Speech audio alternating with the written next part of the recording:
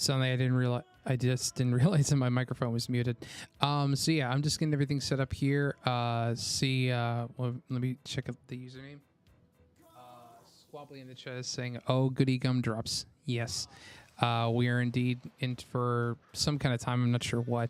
But yeah, give me a few more minutes to get everything set up, and we should be good to go. So just go ahead and sit tight.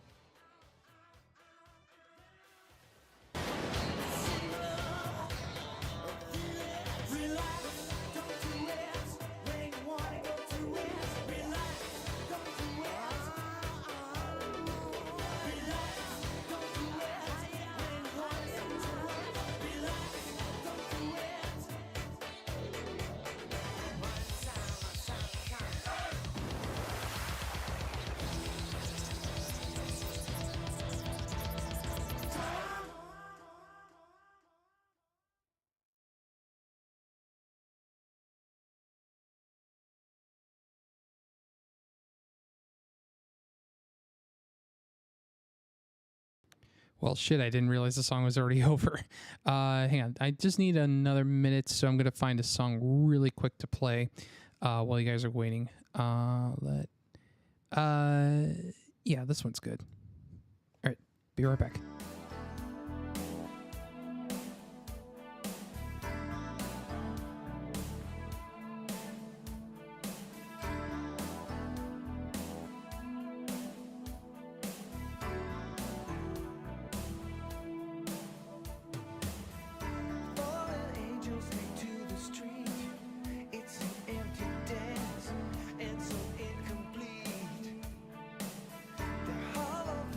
Whisper the cry.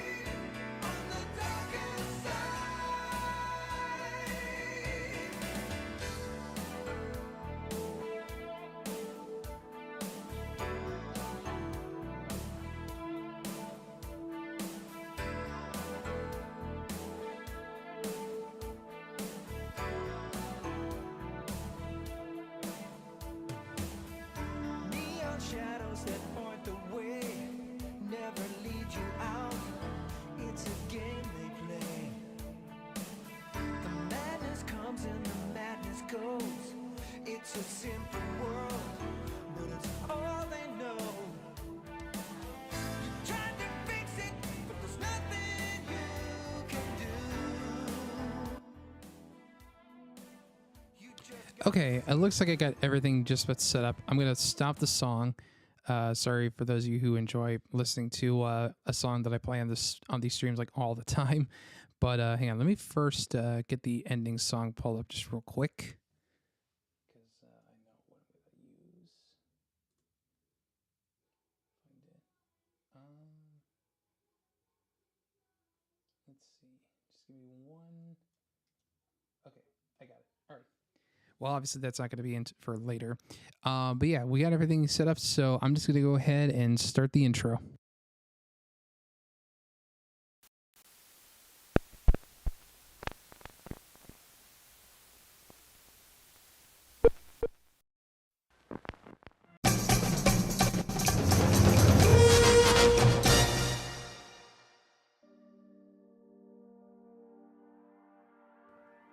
Okay, how are we all doing tonight? Welcome to another FilmNerd special presentation. Yeah, I know I do these so often, they're not really all that special anymore. But yeah, as the title suggests, hang on, let me turn the game down a bit. Yeah, let me know how the audio balancing is. And actually, while I'm at it, I'm going to turn the music down just a little bit. Okay, just so it's not overpowering me. But yeah, how are you guys doing tonight? So it's been a while since I've done one of these like Lego building streams that I guess some of you guys enjoy watching. I can't imagine why.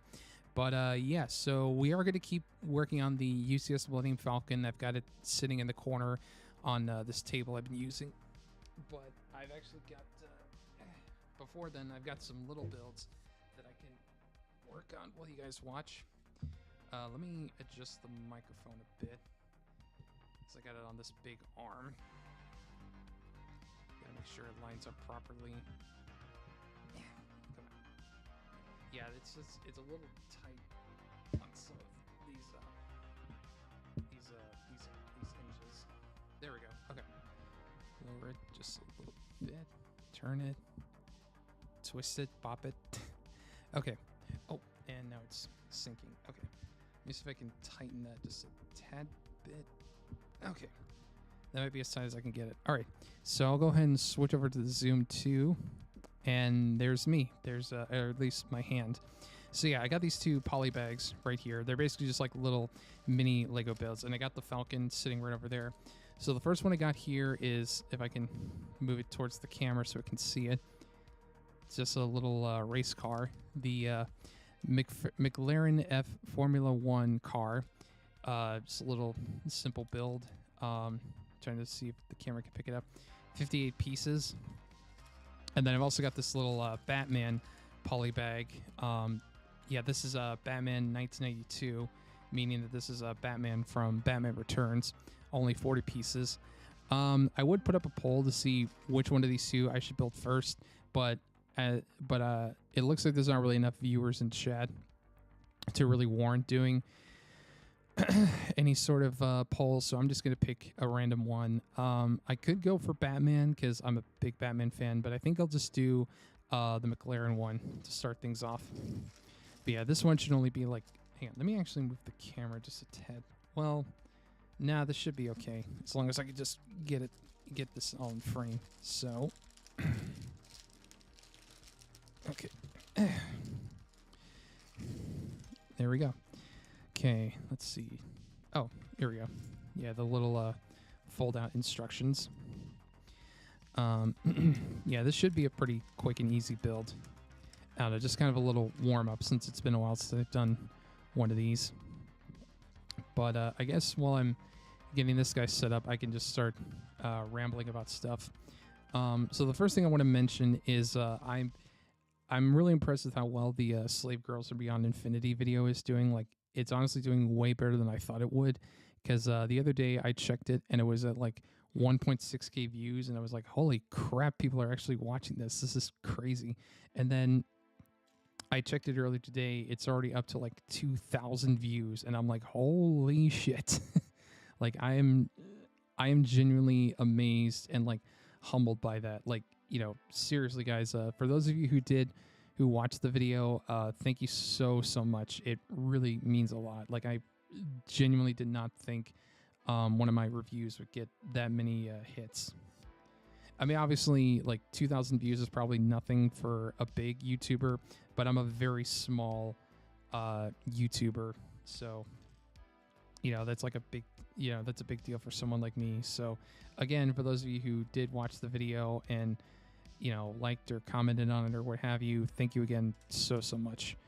Let's see, trying to make sure I got all the steps in. Okay. And I guess to talk about some current FilmNerd projects, I am still working on my next Trauma Tuesdays video, which will be on Night Beast, which is a movie I'm very excited to share with you guys, because it's a really fun early 80s killer alien run amok movie, with a pretty funny connection. It's actually got the music for it was done by a then, like, I don't know how old he was at the time, probably in like his early 20s. And let me take a quick sippy. But the music was done by a very young J.J. Abrams. Although in the movie, I think he's credited as Jeffrey Abrams. But yeah, it's just funny to think that, before he did Lost, before he did Star Trek, before he did Star Wars, J.J. Abrams was doing the music for a low-budget, sci-fi movie. Kind of goes to show that, like, you never know where someone's going to go with their careers. I mean, obviously, Trauma themselves didn't make the movie. Like, it was a pickup. But even still, that is kind of a cool little thing. And I mean, Trauma has helped start a lot of careers. James Gunn, Trey Parker, and Matt Stone. Who else? They've also had early appearances by actors like Billy Bob Thornton, Kevin Costner, Vincent D'Onofrio. It was thanks to them, of course, that Rocky got made in the first place. Well, more so that they were actually able to film in Philadelphia. But you can check out my old interview with Lloyd Kaufman if you want to learn more about that. Anyway, let's see. Okay, I'm trying to look for a certain piece. Where the hell is it? Okay. Let me check the instructions. Okay, I think. Oh, here it is. Okay. All right. So then we put this here. I guess. What else can I talk about? Oh yeah, upcoming movies. So tomorrow, I'm going over with some friends to see Captain America: Brave New World, which I don't know why, but for some reason I always want to call it Captain America: New World Order, and I don't know why, but I think I read somewhere that supposedly that was the original title, but they had to change it because of the connotations of that term, New World Order, or something like that. I can't remember, but yeah, I'm interested in it. I mean, I'm not sure if like the MCU is like saved or whatever after Deadpool and Wolverine, but I'm curious to see how Anthony Mackie does as the Falcon. I mean, not Falcon, as the new Captain America. Anyway, let's see. Which one of these do I need? Number 4. Which one is that? Oh, okay, I see it now. This guy.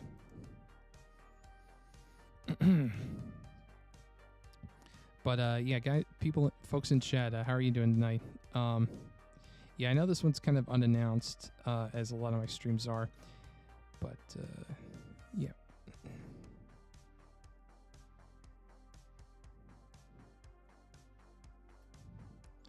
I guess to kind of talk about some other stuff. I mean, it's not really much else for me to talk about because my day's been relatively inactive. I was off work today. I didn't have much else to do. I just kind of did some stuff that I need to take care of. I went to the gym today, so I'm feeling pretty good. I got my hair cut, so I'm also feeling good on that end. Yeah, I don't know. There's honestly not much that I can talk about that's like, kind of a worthwhile update. And Squabbly is saying pretty well. How about you? Yeah, like I said, I'm doing all right. Just, trying to hang in there, as I'm sure we all are. We did get hit with some snow recently, but thankfully it wasn't nearly as much as I'm sure some people were thinking it would be. which that is something I always find really funny about the area I live in, is the fact is that people, like, when they hear the word snow, they just completely lose their minds. FilmNerd got a broccoli cut. Not quite. I don't have enough hair for that kind of haircut. Would that be considered an afro? A broccoli cut? I don't know. Maybe, but I couldn't tell you. Okay. There we go. Okay. So then that one goes. Hang on, let me check the instructions really quick. Okay, I see it now. Okay, so that guy goes here. That. And then this little orange dot piece goes here. And then what else?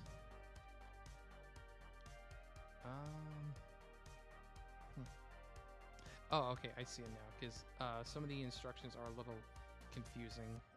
Okay, so this one, I think, yeah, I think it's supposed to go here. Is that?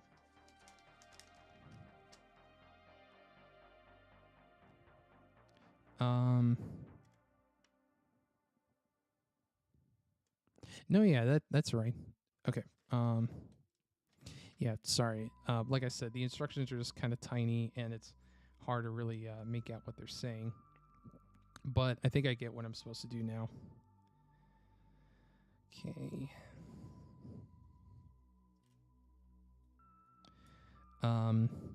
Yeah, I'm trying to think of what else I can talk about.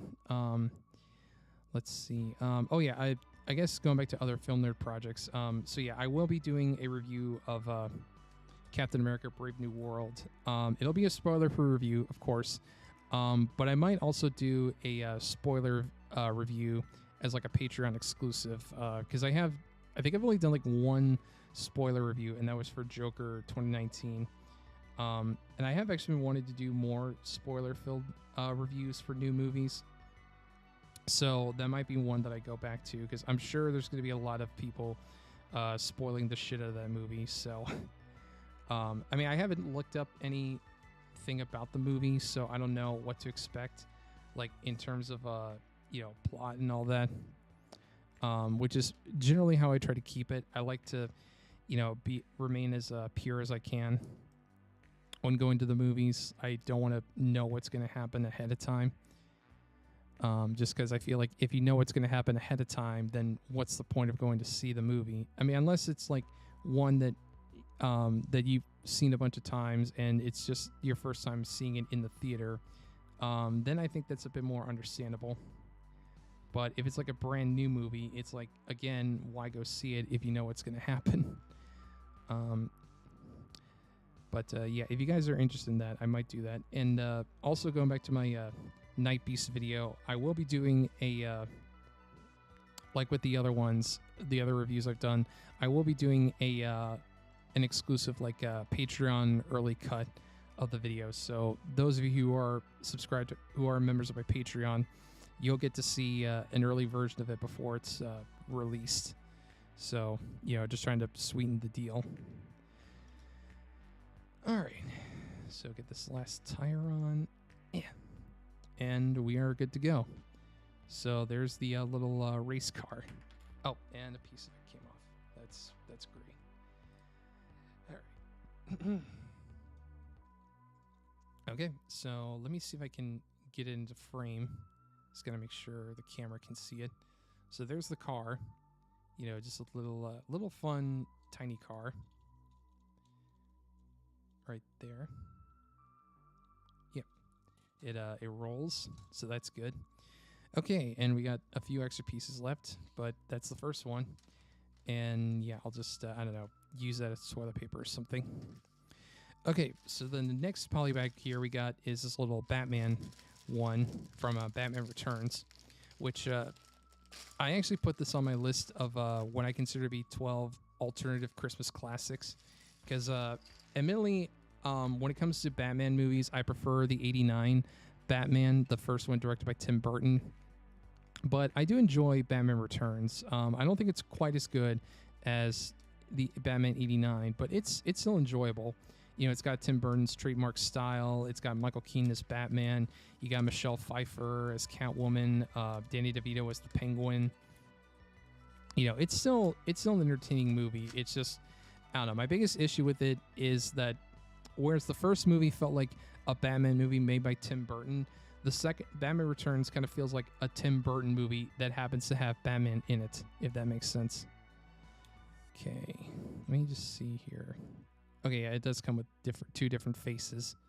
So let's get the proper face on. Let's get the legs like that. And we got the cowl, which I do like the design of this cowl, because this is the one from the first two Batman movies. It's like made of rubber, which is pretty cool. Kind of adds to the feel of it. And it's got the little Batman symbol. Yeah, I'm just trying to make sure I get it in camera. So then we just slide this onto our guy. Then we give him a little batarang, like so. Hang on. Let me, come on. Get, I don't know why it's so hard to, like, get these little objects clipped in. There we go. Okay, so now we got our Batman minifig, which I'm pretty sure I've already got, like, 2 of these, because I have 2 of the, gotta make sure I get in focus. Yeah, I've got 2 of these minifigs already, because one of them came with the 89 Batmobile set, and another came with the 89 Batwing set. But I mean, you can never have enough, too many Michael Keaton Batmans, in my opinion, or Batmen, I guess would be the plural of it.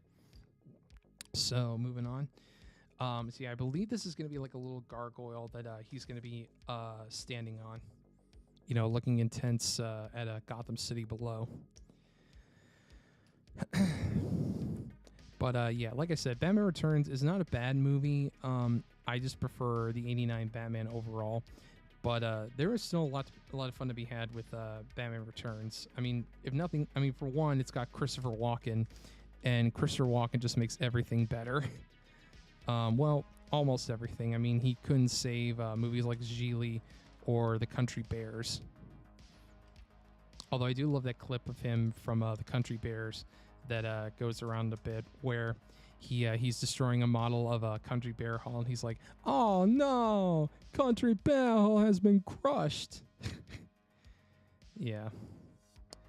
Yeah, he's a national treasure. I'm scared of the day when he passes on, which I'm sure it's gonna happen at some point, because the dude's like gotta be ancient, like one is like 80s or something. I'm sure somebody in chat will let me know how old Christopher Walken is. Anyway, let's get that. Okay, and then okay, I guess we can put the other batarang on this little clip. So that's nice. It's got weapon storage. Okay, and then we just take this and plug it onto here. Okay, and then what else we got? Okay, we got one of these tall gray pieces we just kind of stick on top right here. And then, yeah, we got these little brick pieces. They just go here and here. Another one of these big gray pieces to go on top. Then this one. Yeah, let me grab another sip of water, 'cause I'm thirsty.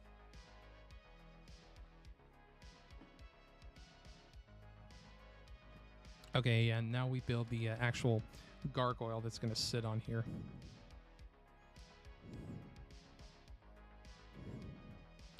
Let's see.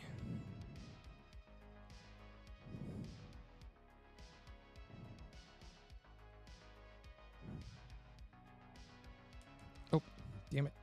Dropped the piece. Okay. Then we just clip these little pieces onto here to form the wings. And there's our little gargoyle. Or at least, is that correct? Yeah, okay. I guess that's supposed to be the base of the gargoyle at least. So we'll just plug that. Excuse me. Yeah, get ready for more burps. I know well, no, not all of you. I'm pretty sure a lot of you hate it when I do that, and I apologize. Okay, so then pop that there, and then pop this one onto here.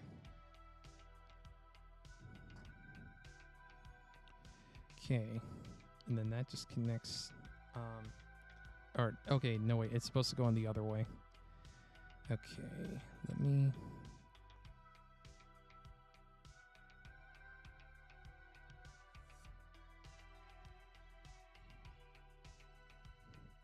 Yeah, I hope all 3 people who are watching the stream are like entranced by me playing with like little Lego pieces. Okay. Oh, damn it. Okay. All right. So there's that, and then we just put this on here. If I can, there we go. And then I just need these 2 pieces, one here and one here.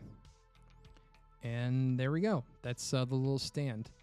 Again, kind of moving that into frame, just so you guys get a better view for it.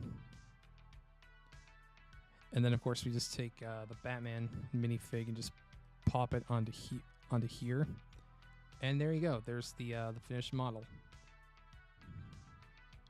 So that's going to be it for the stream, guys. Thank you guys for watching. No, I'm just kidding. So yeah, we'll just set these 2 little guys off to the side, because we got to work on this big mamma jamma right here. So I think what I'll do is I'll take a quick break. I'll get everything set up to finish working on, or at least continue working on the Falcon here, and we'll be right back. So just stay tuned.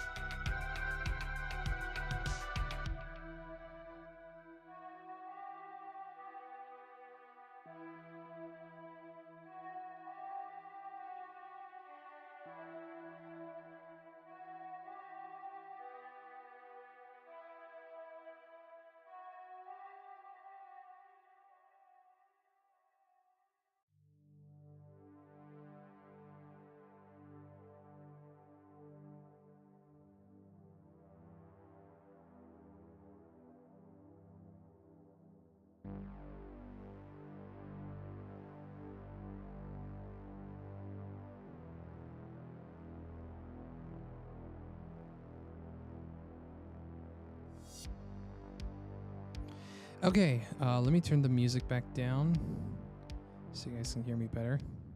Okay, so let me go back to the Zoom. All right, back to it. So we got the Falcon here, and over here we got the instruction manual. Yeah, this big mammoth of a book. So Okay. So anyway, I did do some building off camera a while back. I just gotta remember how to put all this together. So, and I used the sticker sheet as a little bookmark to remind myself of how far I am. Okay, so let me just make sure I set this down properly without messing up the microphone connection, because that tends to happen sometimes. Okay, so let me just go back, make sure I know where I'm at. Okay, all right, so I already put together, if I can turn this around. Okay, so I already put together these back pieces for back sections or whatever for the Falcon. So then next we've got, let me go through here. Okay, yeah, now I know. Okay, so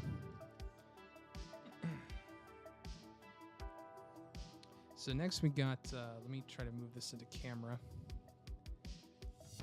We got this big piece right here, which thankfully I've taken the liberty of building it off camera, so I'm just gonna go grab it.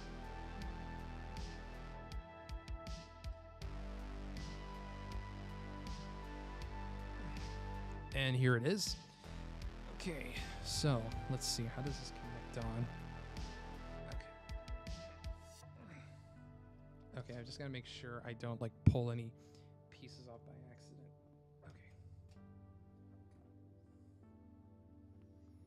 Okay, so let's see.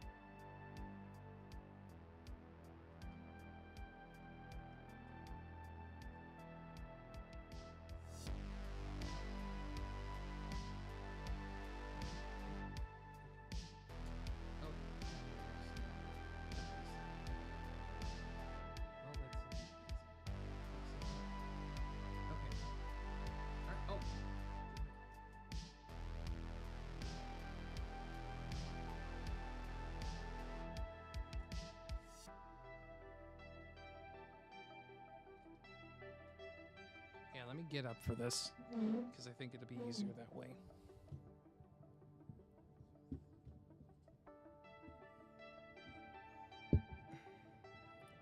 Probably also help me figure out just what the hell I'm doing.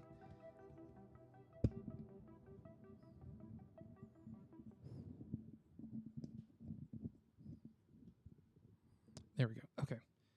So let's see. Okay, well this came off. So I just want to do it here. Okay, let me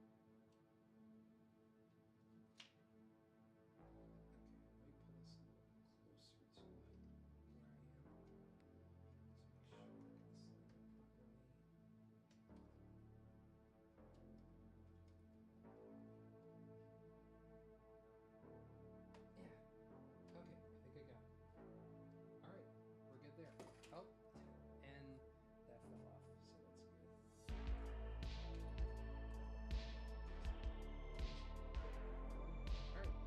get to go then? All right, perfect. Oh, and then we got these pieces right here. Sorry, I'm just making sure the mic picks up my audio.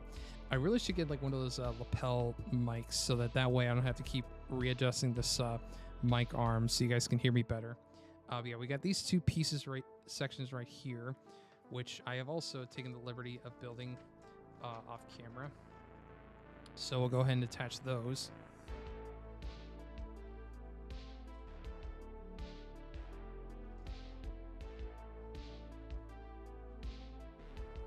So yeah, we got thing 1 and thing 2. So we'll go ahead and connect the first one. So it looks like the first one, okay, so it looks like this section right here connects to, okay, it looks like it is right here. So let's go ahead and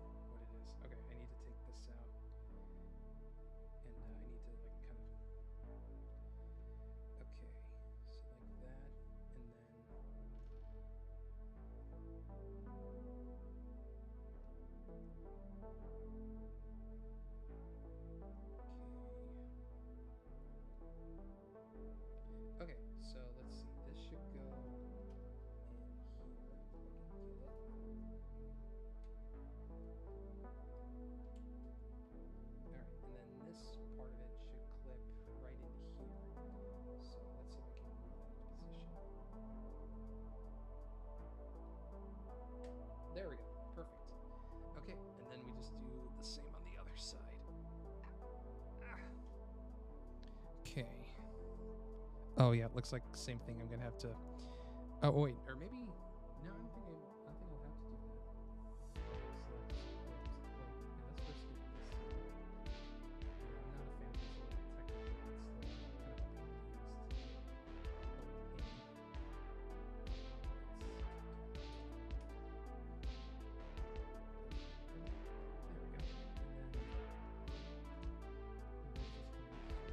this technical. It's kind of perfect. All right, so we got that taken care of.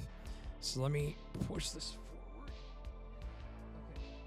And then we got this little compartment that goes here, but I've already done that off camera. Just kind of a quick, simple build. Oh, and now we get to one of the more exciting parts of the build, where we put the blue tubes that run down here to form the engines of the Falcon. So let me go grab that really quick. And by really quick, I mean right now, because I've got the box here with all the parts, namely this bag. So let me just go ahead and open this up. And now we got a little paper bag in here. Kind of curious what's inside. But yeah, so we got these tubes right here that all connect together from here to here. So that should be a pretty simple process. But yeah, putting this part of it together kind of is reminding me of the fact that like there's like all these companies out there that produce. Yeah, let me actually adjust the mic a bit so you guys can hear me better. Okay, that should be better.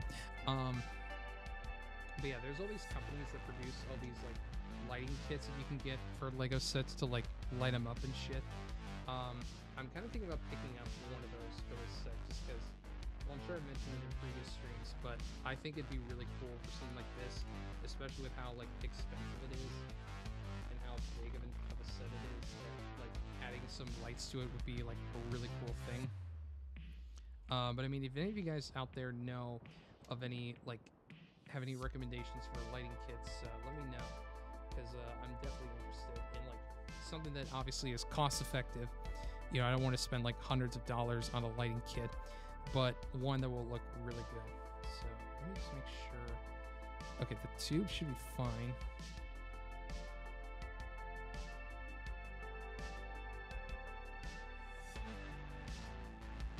Okay, that ought to do it. Okay, so then we do the tubes for the other side.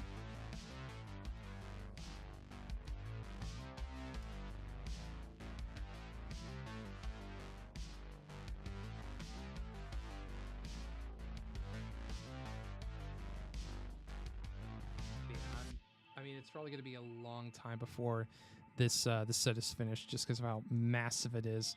But, you know, I hope you guys are here for the ride because I know this is going to be a very long one. Okay.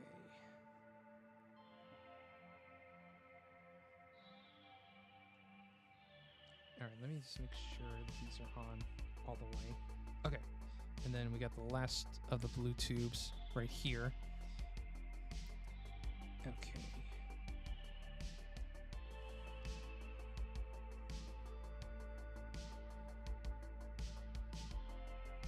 All right, and we got it. Perfect.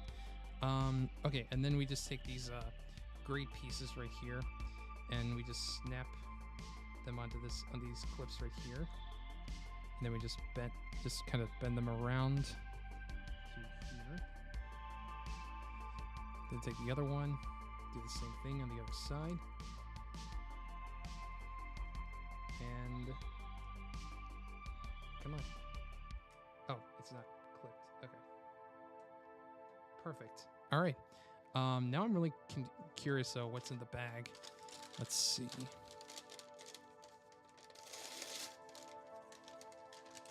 What is? Oh.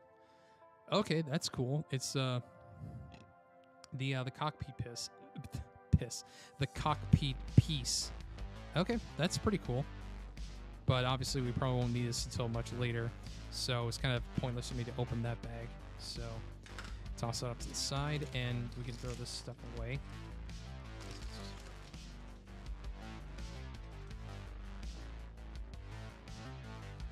Okay, and now let's flip to the next page. And okay, yeah, we got some more stuff to build. These little sections right here. And that goes on the front, so I'm just gonna try to spin. Oh, damn it! Yeah, this is what happens when you try to do a setup like this.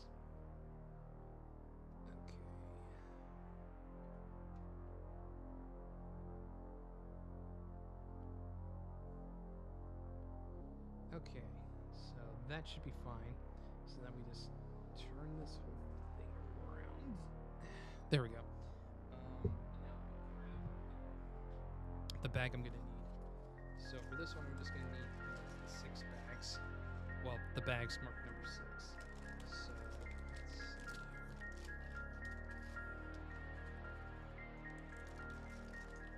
Okay. Just making sure I get them all.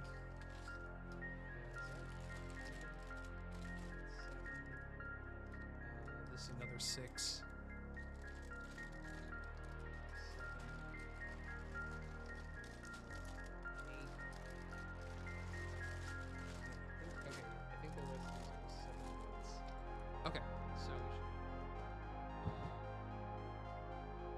Let's see. Spanian is in chat. Hello. Saying, hello, watch Space Jam. Got a migraine. I'm very sorry to hear that. I hope it was the original Space Jam and not the sequel that nobody really asked for, which I unfortunately have seen. I actually trying to remember if that movie even came out in theaters, because I know it came out on HBO Max, or Max, what it's called now. Warner Brothers is a streaming service. I did actually watch that movie with some friends. I guess it's because they were curious about it. I genuinely couldn't have cared less, because like, even though the original Space Jam is certainly nostalgic for me because I grew up with that movie, I wouldn't call it like a great movie or like even one of the best movies ever from that time period. It's just, I don't know. There are just some movies like from my childhood that I think still hold up today. Like Jurassic Park, of course, is one that still holds up. But or even like some of the animated Disney movies, like Aladdin or Beauty and the Beast or The Lion King. Like those movies hold up really well. Space Jam, the original, doesn't really hold up in my opinion. Not that it's like an awful movie or like one of the worst movies ever, but it's not exactly one I would consider a classic. I mean, I guess to a certain extent I would consider it a classic, but you know, it's not an amazing movie by any stretch of the imagination. But yeah, Space Jam: A New Legacy was awful. Like that, I think I actually put that on my list of like worst movies of the year for whatever year that movie came out, like 2022, I think. And I didn't even do a review for it, which I probably should review it since I put it on the list. I gotta get some justification for putting it on the list. But yeah, I mean, I know it's easy to dog on LeBron James's performance in that movie, but I mean, at the same time, he's not a trained actor. He's an athlete. Like, they're two completely different disciplines. You know, it's kind of the same thing with like Michael Jordan's performance in the original. Like, was his performance good? No, but he's not a trained actor. He's an athlete. I will say the few good things about the movie, and there's really only like a handful of things. One is Don Cheadle looked like he was having fun. Let's see. I'm a very big animation fan, and I didn't grow up with it, which might explain why I felt that way. Yeah, that's totally fair, because it is definitely one of those movies that's like kind of a product of its time. Just because it's like so vivid and colorful and wild and out there. But no, yeah, going back to A New Legacy, the only good things I will say about it, one is Don Cheadle makes for a fairly entertaining villain. Like, I kind of get the feeling like he kind of looked at it similar to like Gina Gershon in Showgirls or Michael Sheen in the Twilight movies, where he looked at the script, realized that he was in a dog shit movie, and just decided, you know what, fuck it, I'm just gonna chew up all the scenery around me, and I'm just gonna have fun with this. He's honestly way too good for a movie like that. But thank God he did it, because he actually made the movie somewhat enjoyable. And I remember there was one joke in the whole movie that actually got a chuckle out of me, and it's when at one point in the movie, Daffy is mentioning that he managed to get Michael Jordan back to help them out with defeating whoever the big bad was. Well, to defeat the team being led by Don Cheadle's character, whose name I think it was like Algorithm or something like that. I don't know, it was something really stupid. Yeah, I can't get this bag open. Okay, there we go. But anyway, so they do this whole build up and they play like his basketball theme, like the da da da da da da da da, or however it goes. There's like all this build up and anticipation for it. The guy enters the room, and it's Michael B. Jordan, the actor. Like, okay, that joke actually was kind of funny. Like, that's the one joke in the whole movie that I'll give it credit for, as one that actually made me laugh. But yeah, every other joke in that movie just really fell flat. And honestly, like, you can almost call that movie Warner Brothers the movie, because it just felt like Warner Brothers just flexing on the fact that they own all these properties. You know, they own, you know, obviously Looney Tunes, but they also own like DC Comics. They own Harry Potter. They own The Wizard of Oz. They own King Kong. They own Game of Thrones. They own all of these properties. I don't know. It honestly felt really insulting. Although it's kind of funny I mentioned that, you know, they point out the fact that they own Looney Tunes, because it seems like nowadays Warner Brothers really doesn't give a shit about Looney Tunes. Especially with the whole fiasco about that Wile E. Coyote versus Acme movie that I believe was finished. I don't know the full story. If anyone's in chat that knows the story behind it better than I do, they could probably explain it better. But I believe what happened was that the movie was finished. Like, it was fully filmed and everything, but for whatever reason, Warner Brothers decided to just like cut their losses on it and just not release the film and write it off on their taxes or something like that. So the filmmakers have like not been able to like reacquire the movie. Like, Warner Brothers is like keeping it on the shelf or something. But they're not releasing it at all, which, I don't know, that to me is just infuriating. It's like, you spent however many millions of dollars to get this movie made. Why not release it? Like, I don't understand.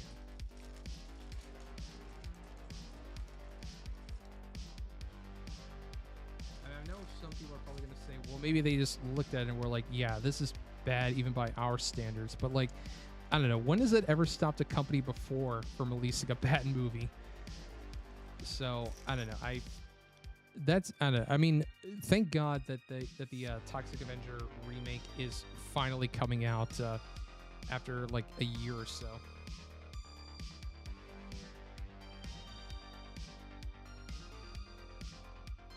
Because like, not that I ever thought the Toxic Avenger needed a remake, but from what I heard, the remake was actually getting really positive buzz when it was going around the festival circuit. Like, it was at Fantastic Fest and I think South by Southwest and like all these major film festivals, and it got really good reactions from people. But then just out of the blue, Warner Brothers, who was distributing it through Legendary Pictures, just decided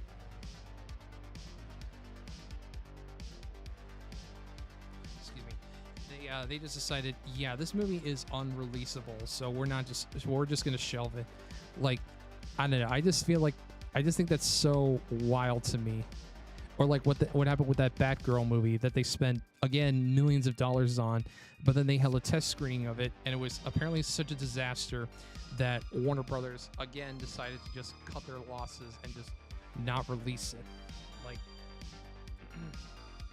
I'm genuinely hoping that one day these movies like get leaked online somehow, because I highly doubt that one test screening was so bad that it basically meant that they couldn't release Batgirl. Okay, so anyway, so back to the build. So now we're building one of these sections, which I believe is going to fill out this model a bit more. So let's go ahead and get to that. Okay, let's see. So I need one of those.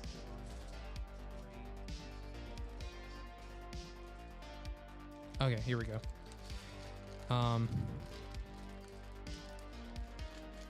It's big.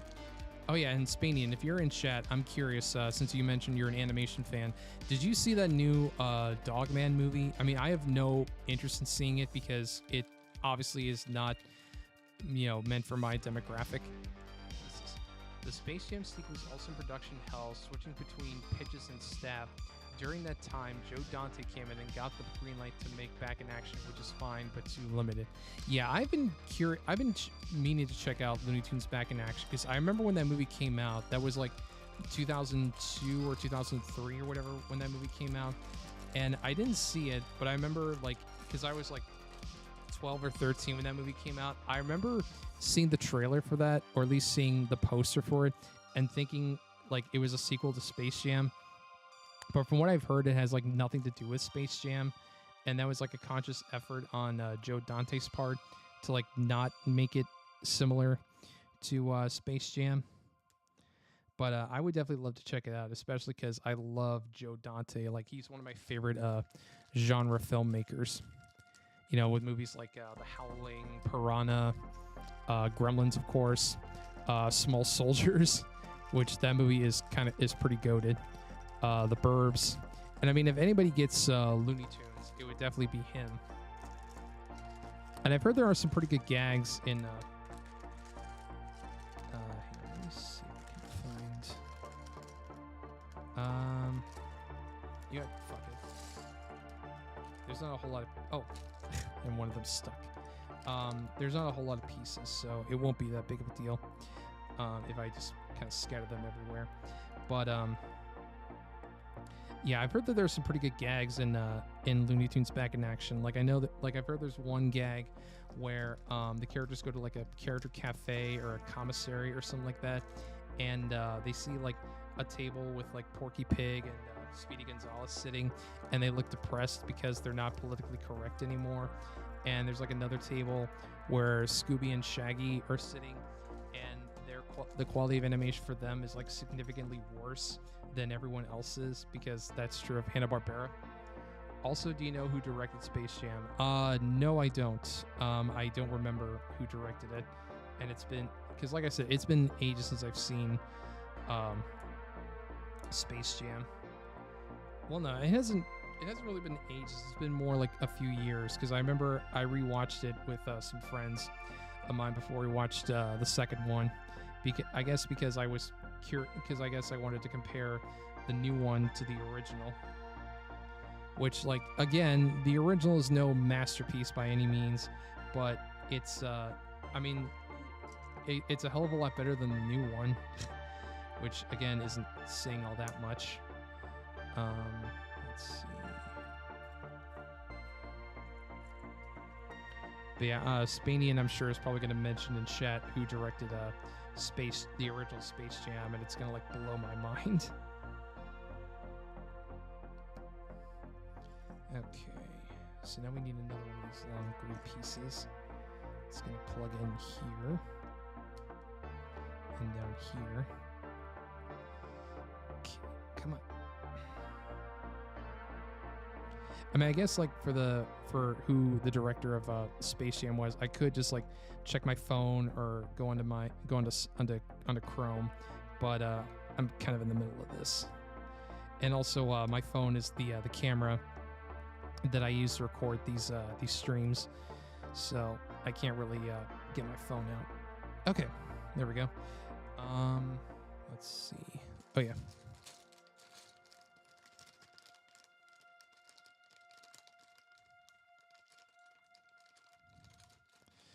But yeah, I feel like I'm probably gonna regret dumping out all the bags like I did, because the pieces are just gonna go everywhere, and it's gonna be hard for me to like find them.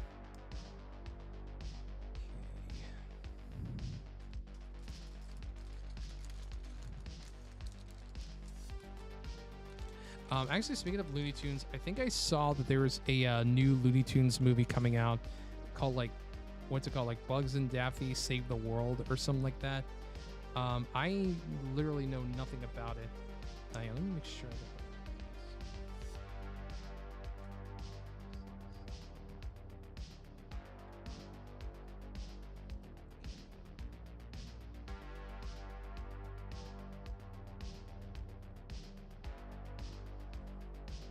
Okay, yeah.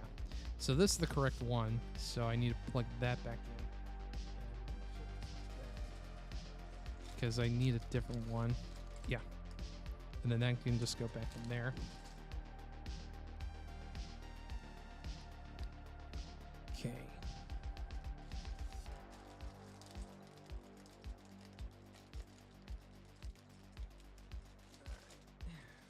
Let me just take another sip. Water really quick. I did want to also bring up, because as I mentioned earlier in the stream, I saw that I had gotten, like, at the time of recording, a little over 2,000 views on my Slave Girls Are Beyond Infinity video, which, again, I'm very grateful for. Thank you so much for those of you who watched it. But I would also like to point out that just because I got that many views doesn't mean I got that many new subscribers. So, I mean, I'm assuming if you're watching the stream, you probably are already subscribed to me. But if you're not, I would really appreciate if you guys did subscribe to my channel. I know I don't post like very often. It's very sporadic when I post, but it would definitely mean a lot if more people subscribe to my channel. I mean, obviously, that's what people on YouTube, what content creators on YouTube want, is more subs.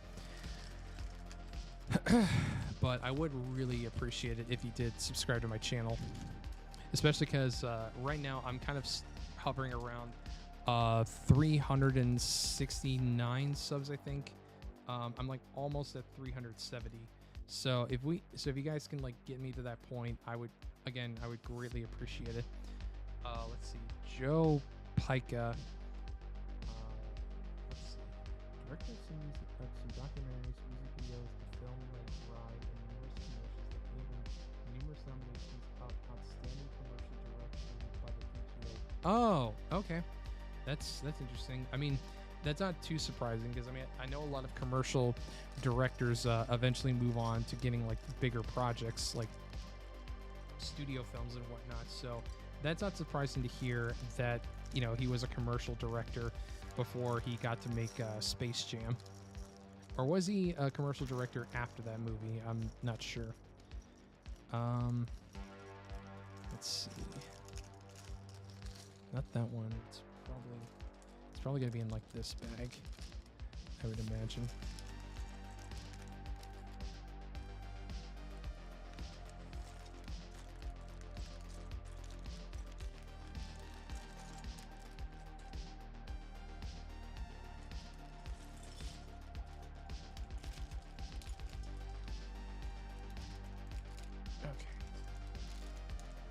Let me check the other bags just to make sure, because sometimes the piece will still be in one of the bags even after you've opened it.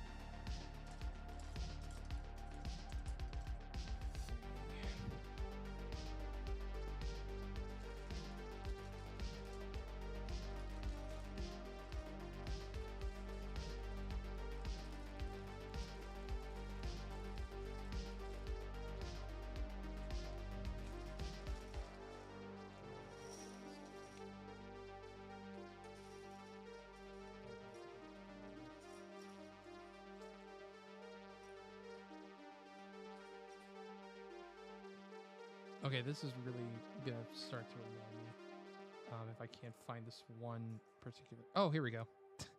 Well, that was a short-lived crisis. Okay. Let's see. 1, 2, 3, 4. But yeah, kind of to that point about the subscriber thing. For those of you who saw the Slave Girls Are Beyond Infinity video, I'm sure you saw the little bit where I included a call to action for people to like, comment, and subscribe. I hope you guys don't mind seeing that pop up in the future, because I will probably put that up in more videos, just because, you know, I want to try to get more subscribers for my channel. I mean, obviously, I'll still keep posting content regardless of whether or not I gain more subs, but it would just be a nice incentive to have to like want to continue making videos. Although I know, like, I'm sure that by mentioning all that, it probably sounds like I'm e-begging, which, I mean, okay, I'll fully admit I partially am, but again, it's like, if you guys do enjoy the content, subscribing really is a good way to show your support.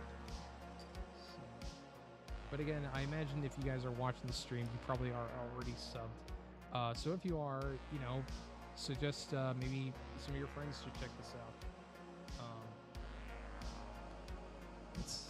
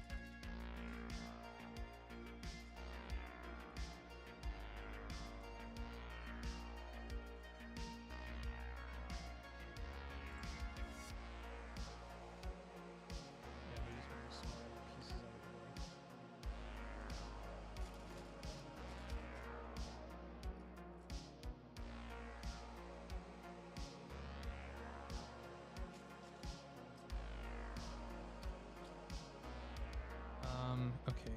This is always a dilemma when I'm trying to find a piece that I'm missing.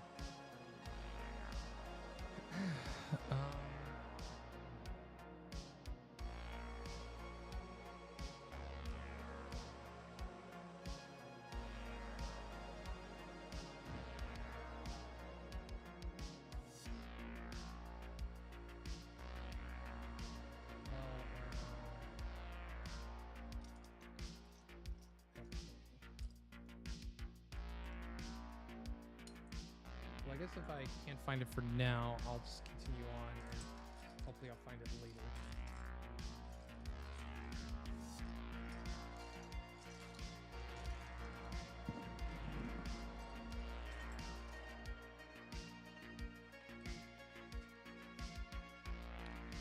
Okay. On the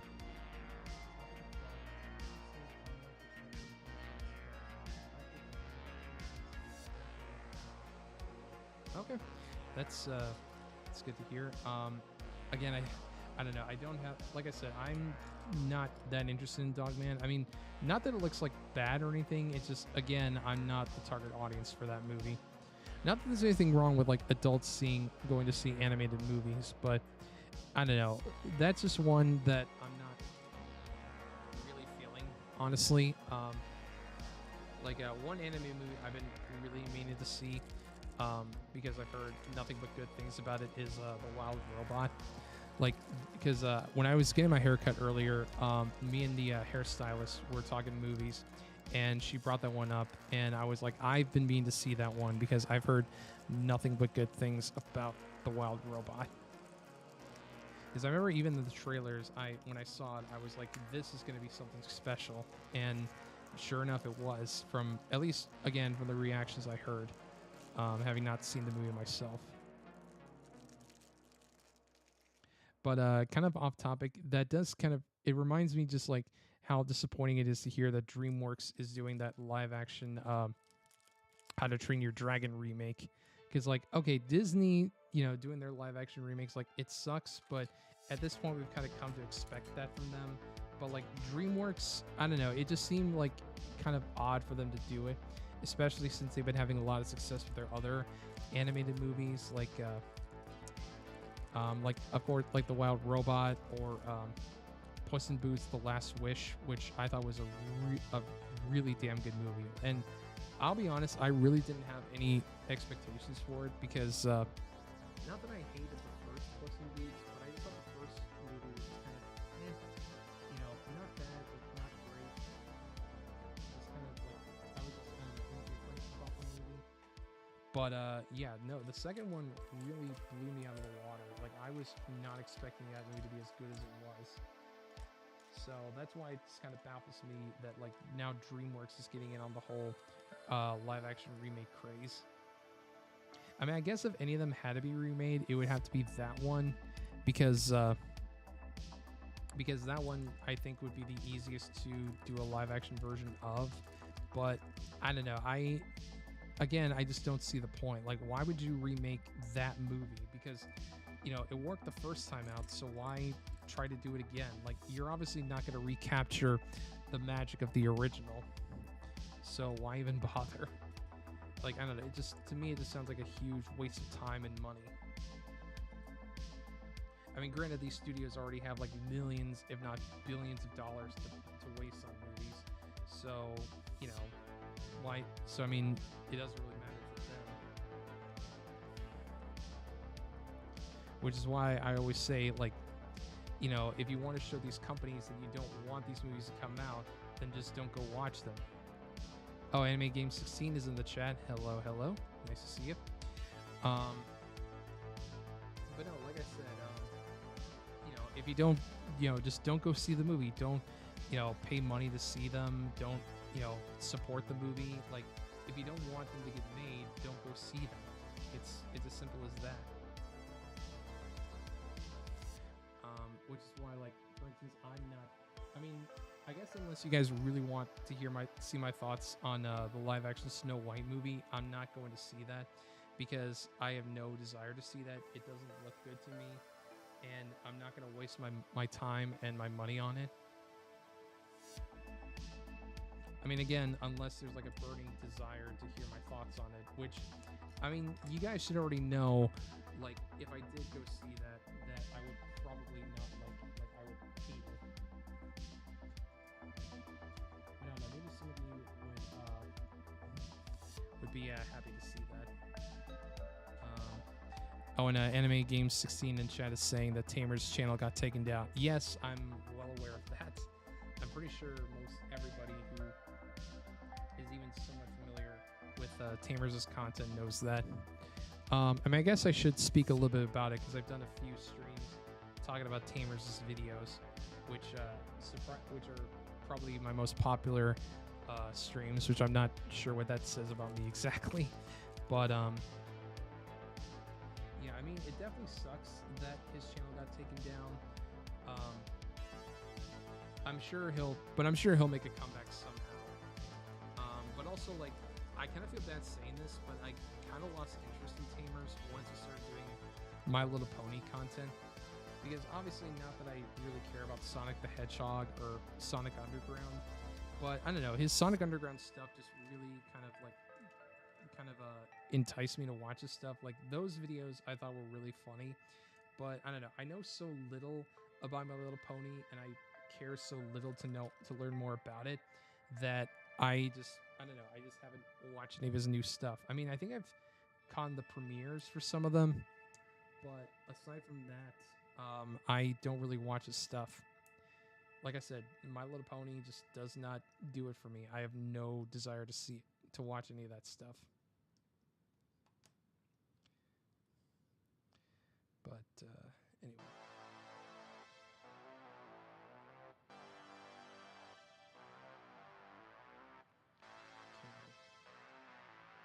That should do it for that side. So the wild robot I haven't watched looks fascinating. Director of Lilo and Stitch. Also, who's this Tamer's character?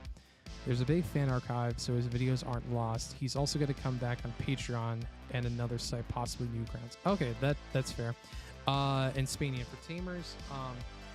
Basically, the short and sweet of it is Tamers is a content creator on YouTube who makes very like weird animated videos based around. Well, initially they were based on.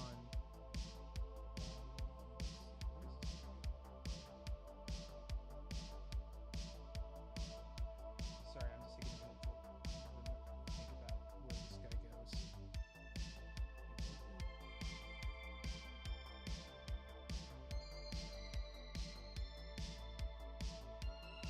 Oh, okay, I see. Sorry, I got confused for a second.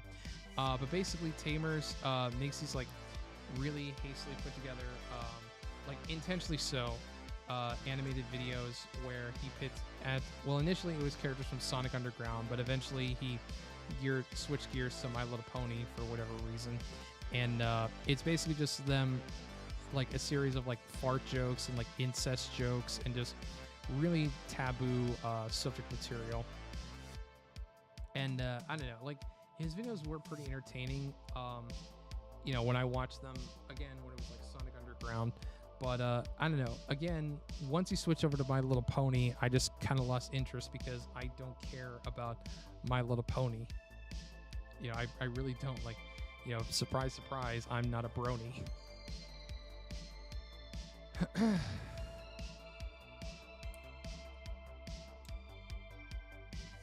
Nor do I really have the desire to learn more about My Little Pony. So, Tamer's first MLP videos were good. Then they got so boring when they got into gay melodrama. SEO is going to come back likely within the next month or two. Yeah, I'm really hoping so because, like I said, like when he was doing that stuff, it was like peak. But then once he switched over to MLP, I just lost interest and just didn't even pay attention to his content. I mean, that said, though, it does still suck that his channel was taken down. But on the other hand, I'm also not 100% surprised this channel got taken down, given the kind of content he liked to make. You know, obviously, I'm not one for censorship. I feel like, you know, people should be allowed to make the kind of videos they want to make if they so choose. But, you know, given the kind of content Tamers like to make, it was kind of only a matter of time before it happened. Is he only known for this? Does he have social media? I don't know. I know he's on Twitter at the very least. I don't know about other social media platforms.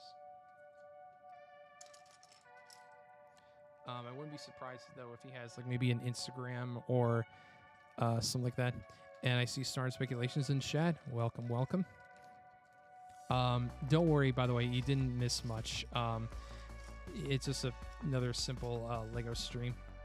So, yeah, I just gotta make sure, because I think I might be missing a piece, but I'm not 100% sure.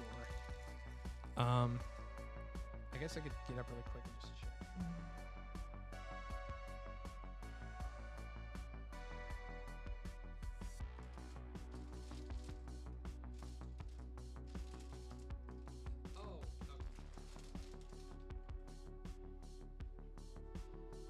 Okay, never mind. I found it.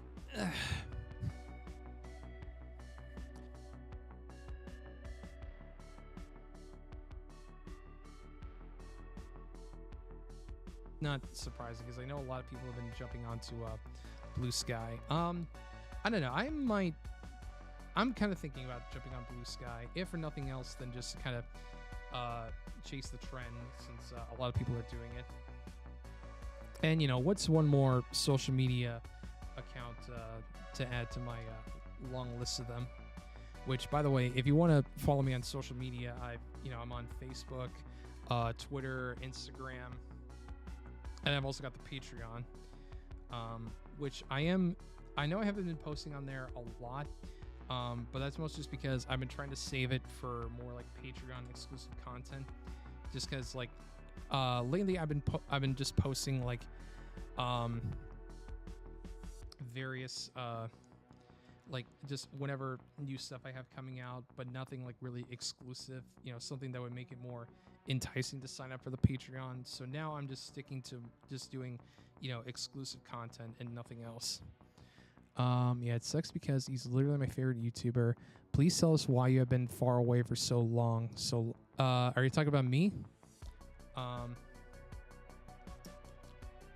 mean, I don't know. I mean, I guess if you're asking why I've been away for so long, I don't know, just work has, you know, I've been just busy with work and other stuff. Like, believe it or not, I don't just do, you know, YouTube content.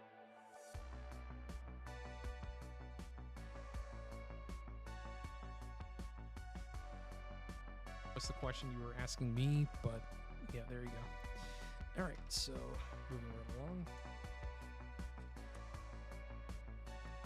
Yeah, this part of the build I was not necessarily dreading, but I wasn't 100% looking forward to, just because I'm not a fan of like having to do these tiny little builds. By that I mean like builds where you have to let's see, Tamers is almost 900 paid Patreon members because the MLP stuff blew up. Yeah, I mean, I guess that's true. You know, again, even if I don't agree with him doing that kind of content, clearly it's working out very well for him. So if he is going to continue with that, I don't entirely blame him, but it's only going to be a matter of time before that well dries up and he's going to have to switch tactics and do something else. And then, oh, okay, Spanian is, okay, I got it. Yeah, he's referencing the song Mr. Blue Sky. Yeah, I'm kind of retarded. Or wait, am I not supposed? Yeah, I got it. Those were lyrics. No worries. Well, it's fine. I've got the R word pass because I literally am one. So yeah, I think I can say it. I mean, at least I didn't say. Well, I probably should just stop right there because I feel like if I go any further, I'm gonna get canceled. Although granted, I guess it wouldn't be a huge loss because again, like my channel's not, you know, enormous or anything. I mean, obviously, it would be a huge shame if it all, you know, went down just, you know, one day because of something stupid I said. But I'm not gonna like lose sleep over it just because, you know, the channel's gone. Plus, I could always rebuild and start over. At least I hope so. Okay. I mean, I guess just so long as I don't do anything like really bad, like something that would be like irredeemable.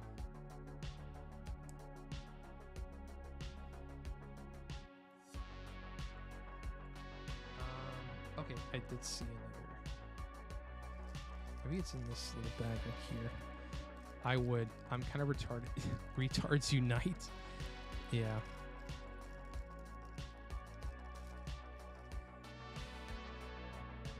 If your channel got terminated, I'll turn my pet guinea pig into mist. Oh, please don't do that. I mean, again, I appreciate that there are people who enjoy my content and like watching it, but you know, I don't want to do anything that's too drastic over it, over like if my channel goes down.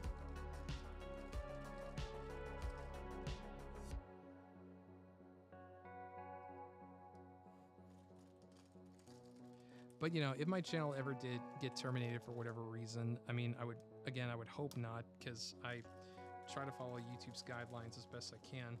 But if I ever did get taken down, I'm sure I'd find some way to come back. You know, I always come. Okay, let's see if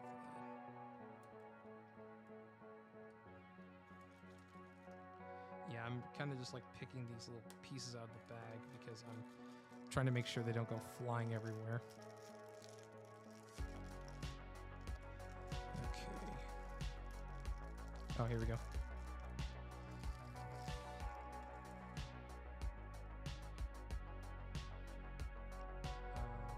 Let's see.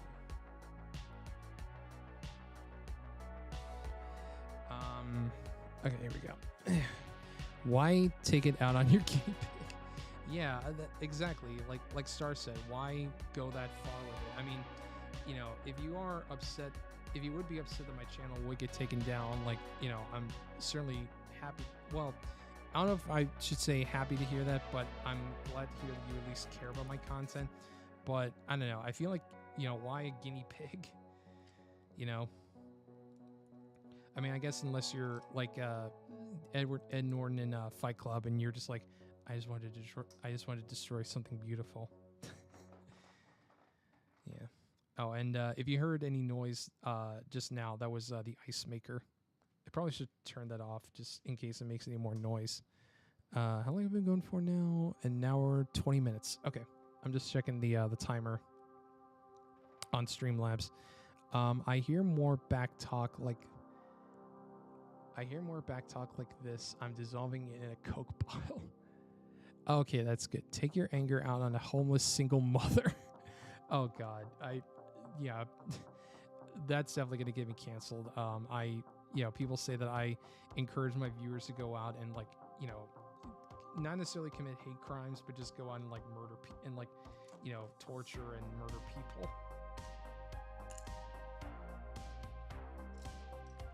I mean, I'll be the first to say, like, obviously I don't condone any of that, and I won't, I don't condone those kind of actions, but at the same time, I can't stop you from doing whatever you're going to do. Just, again, please don't. That's all I have to say. It's like whenever, it's like, and I hate to bring them up just because I don't want to, like, sound like a leech or anything, but it's like Rogan Asterix say, like, please don't, go out and harass, like, whoever they cover, just kind of leave them be. That old saying of don't touch the poo, or, the prime directive, which is, to observe, don't interact, or at least don't directly interact.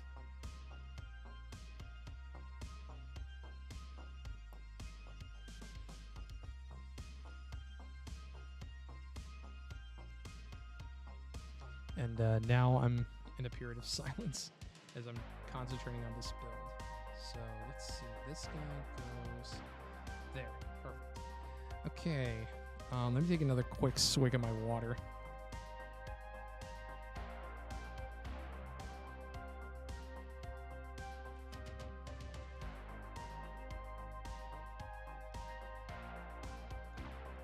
Okay. I see the piece I need. All right. So oh, here we go.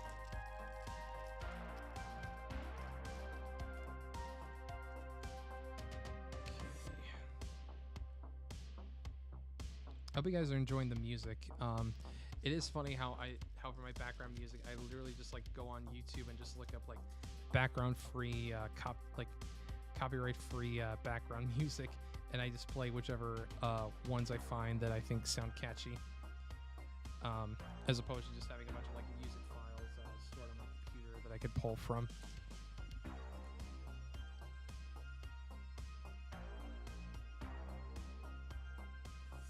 Okay, I need this one.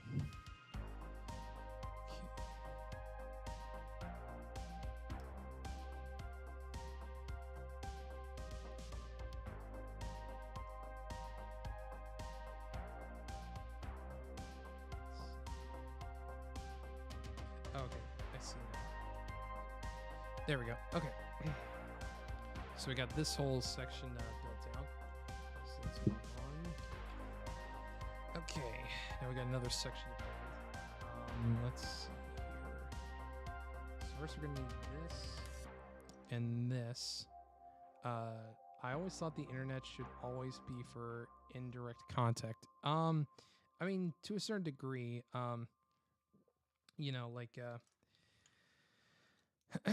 like there are some people that I would certainly encourage you to interact with, but, like, there are just some people out there who are best left alone, like, to their own devices.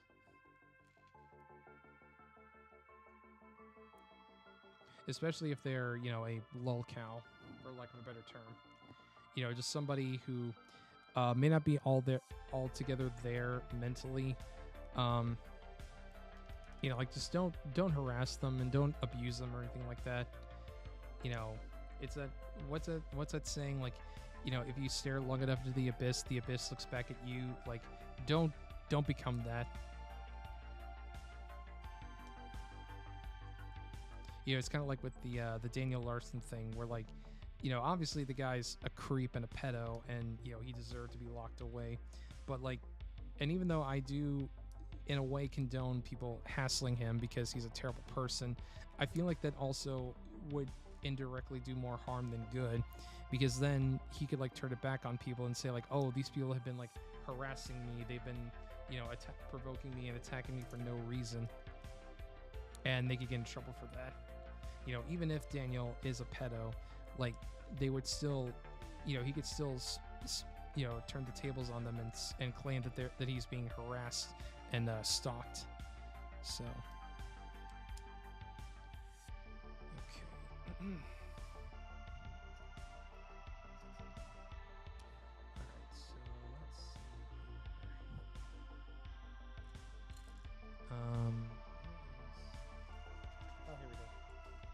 that's the one I need. Okay, so that goes there. And this one goes here. And let's see, that goes right there.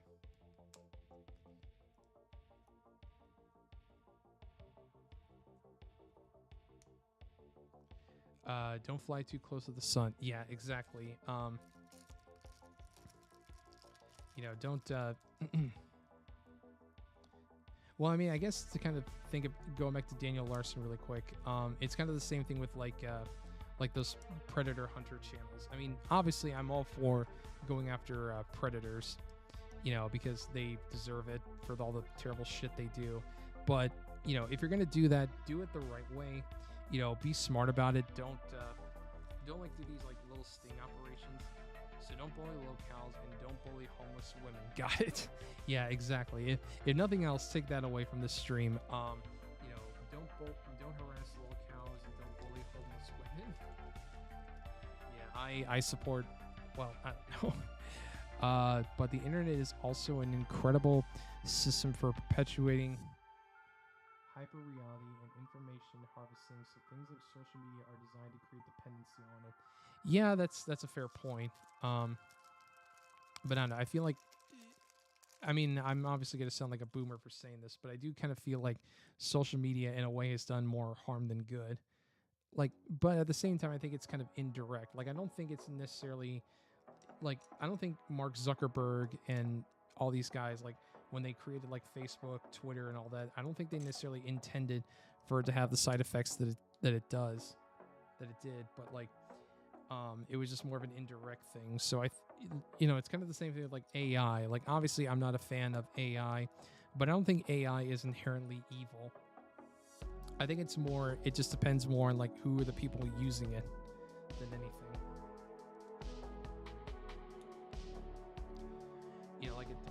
Because by itself, AI is, perfectly fine. It just depends on who's using it and what their intentions are for using it.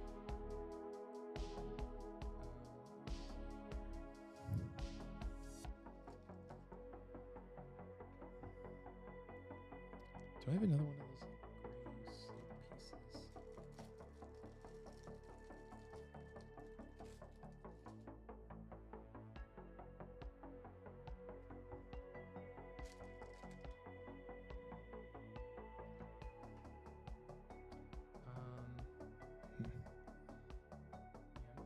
I can't. Oh, I see it now. Got it.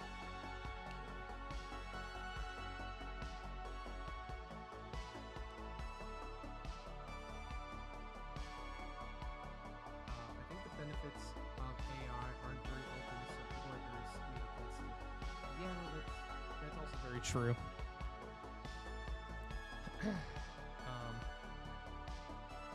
Well, I do also, on a quick side note, I do find it kind of ironic that like James Cameron, made the Terminator, which is not necessarily like a fully like anti-AI movie, because like AI wasn't really a thing when that movie came out, but it is a movie about like the destructive power of machines and like trying to fight against the machines. And it's kind of ironic then that in the years that follow,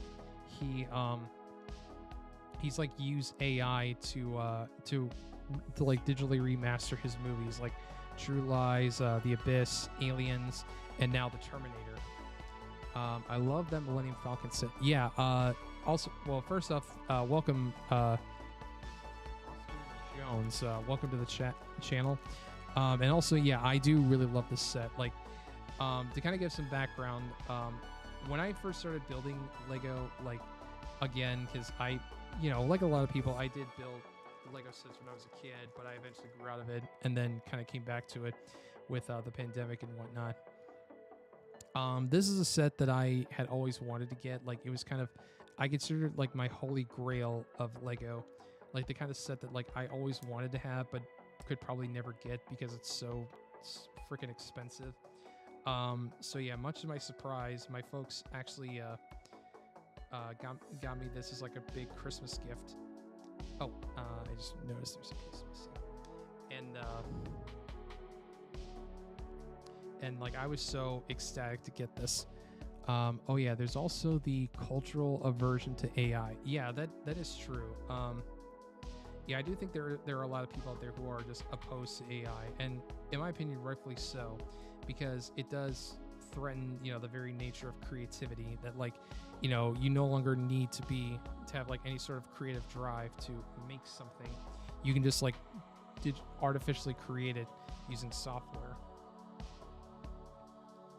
Because I know a lot of actors in Hollywood feel threatened by AI because it's like, you no longer need to cast real people for your movie. You can just create them artificially. Which, because I remember, I didn't see the full context of this, but I saw there was a story where I guess somebody had made like an AI video of a bunch of actors like condoning Kanye for his anti-Semitism, and like among the people featured in it were like Scarlett Johansson and Adam Sandler. And I think Scarlett Johansson spoke out about it, saying that, like, she's obviously Jewish, which I honestly didn't know about that. I never would have guessed, but she was complaining about the fact that, like, one, that it was like offensive to her people, but also she found it offensive because of how they were using AI to, digitally recreate her. This is not a good place to debate these things. Also, the subject matter is very holistic and should be discussed in more ample context. Yeah, that's very true. I probably should stay out of these kind of issues. I mean, obviously, not that these issues aren't important. They most certainly are, but I don't think I'm the right kind of person to talk about these issues. Like, this is more like, that would definitely be more for like a political YouTuber or like a social commentary YouTuber, whereas me, I'm just a guy who reviews movies and likes to build Lego sets on camera. I'm not exactly the right person to talk about these sort of issues. I mean, I think it's still worthy of discussion, but again, I'm not the right person for that. At least I don't think I am. Because, I mean, I don't really know if there's much insight I can give that hasn't already been given by many other people who are definitely more well versed in the subject than I am. Okay. Alright, and then just stick it.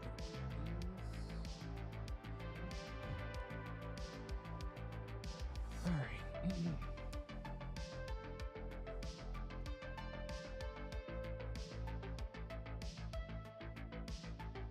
So I guess kind of going back to the chat, I guess to kind of change the subject. Tell me about any movies you've been watching recently. Any good ones? Any ones you can recommend? Or maybe there's a movie that you watched because you saw my review for it, which I don't know if it's necessarily egotistical to say it, but one thing that I've always wanted to do with FilmNerd, and one of the reasons why I started doing it in the first place was because there are a lot of movies out there that I think are worth people's time, and I try to encourage people to seek these movies out. So, I mean, obviously, I don't expect people to go see every movie that I review, but if at least one person says to me, "Hey, I decided to watch such movie because I saw your review for it and I really loved it. Thank you so much," that would honestly kind of make it worth it. Like, for instance, if somebody saw my video on Trancers and they decided to check it out because they liked my video on it and they enjoyed the movie, then I would again be very glad for that, and it would kind of keep me motivated to keep going. That it feels like I'm actually doing what I wanted to do, which is obviously talk about movies, but also encourage people to check out certain movies.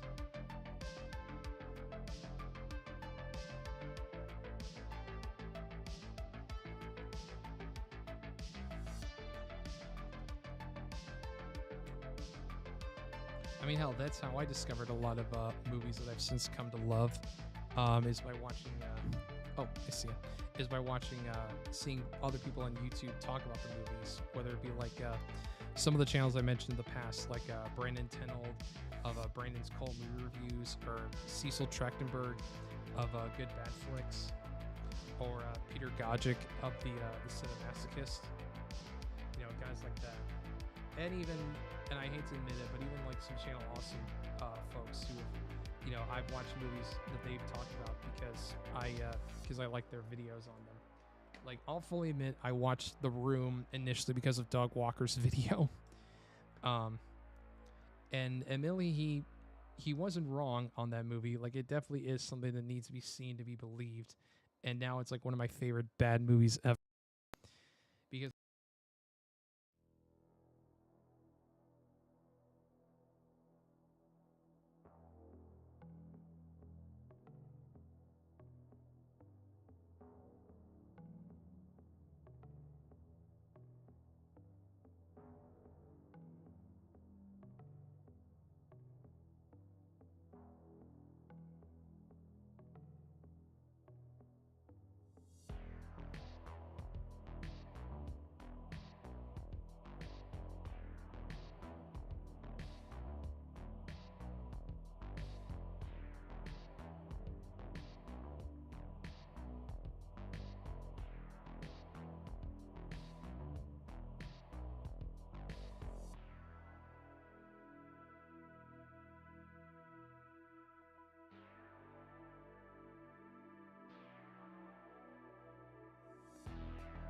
hello? Okay, there we go. Sorry, I don't know what happened. But yeah, my mic cut off for a second there. I apologize. What was I saying? Oh yeah. Well, I guess first I'll check the chat. Let's see. The Truman Show, beautiful example of a multi-genre film. Yeah, The Truman Show is an amazing movie. That's a great one. Haven't watched too many films lately. Been mostly watching streamers. Watched an interesting documentary about the Burma campaign. Okay. How and why the Allies didn't really view Japan as too big of a threat is very interesting. Oh, that's kind of cool. I did watch a while back because of this movie that I watched recently called Body Double. I watched a documentary on Brian De Palma, the director, called De Palma. And if you're a fan of his work, I definitely recommend it. I definitely would give it a watch because Emily, it's not to say that it's boring because it's not, but it is just one person on camera the whole time, and it's Brian De Palma. But it is interesting hearing him tell all these stories about the movies he's made, whether it's like, Sisters, Phantom of the Paradise, Carrie, Dress to Kill, Blowout, Scarface, Body Double, The Untouchables, Bonfire of the Vanities, which that part I was really looking forward to because I've been kind of curious to check out Bonfire of the Vanities because I know it's like this legendary disaster of a movie. But hearing him talk about it was kind of interesting, just hearing about how so many things went wrong with that movie. And I do feel genuinely bad for him with how that movie turned out. But hearing him also talk about like Carlito's Way and the original Mission Impossible movie, which that is crazy to think that, he inadvertently started a multi-million-dollar franchise that's still going to this day.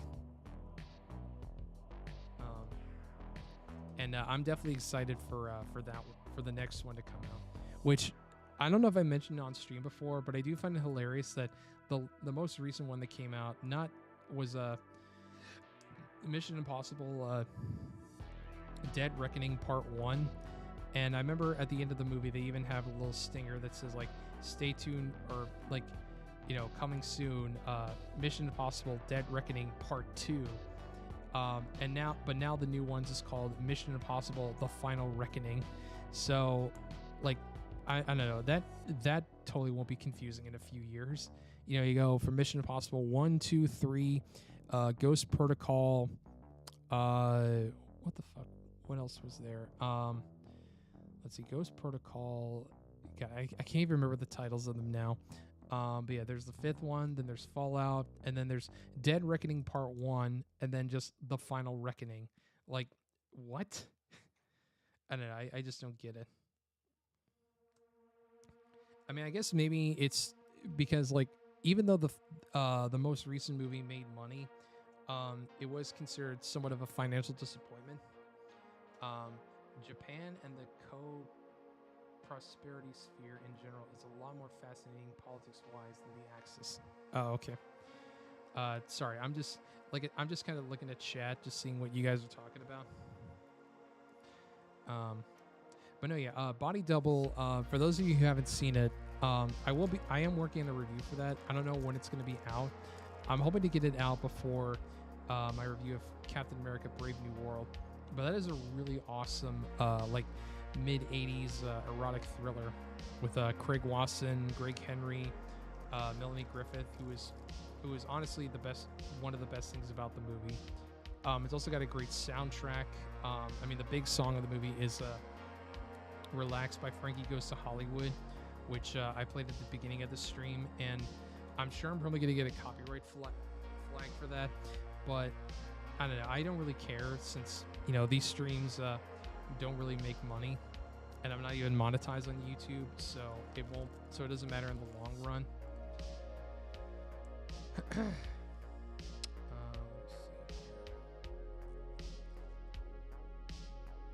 Okay, then I need another one of these rod pieces.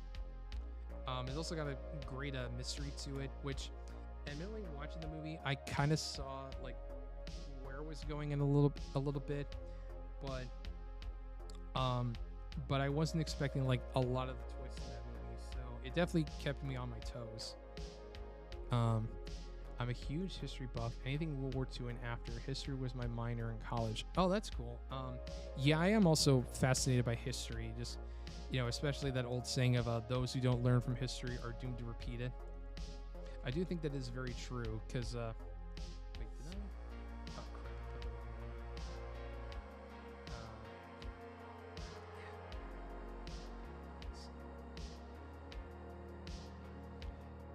Okay, what? So hang on, I put this one on by accident, and because there should be another one that's also a long flat roof piece. Just making sure.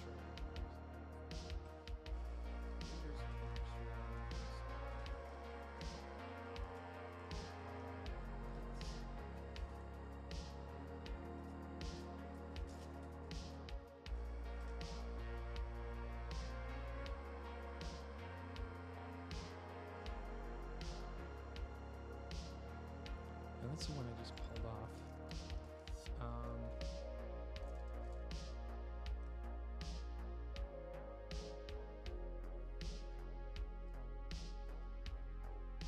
Okay, this is starting to worry me again. Because I got this one, but I'm not sure where the other one is, and that worries me.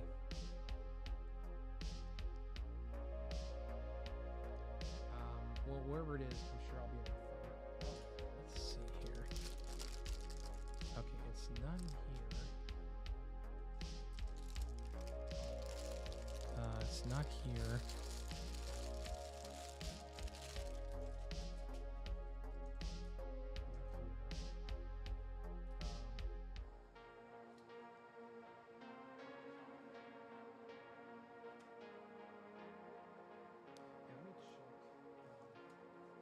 Sometimes some pieces might fall good bags.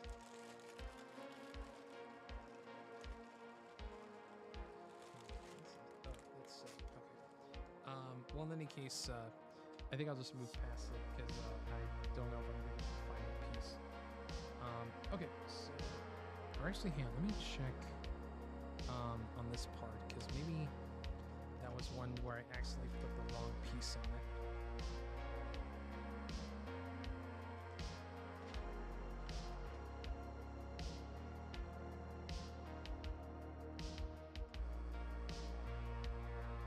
Oh, okay. I see it now. I see what the problem is. Okay. Yeah, it was just looking at me straight in the face. Okay.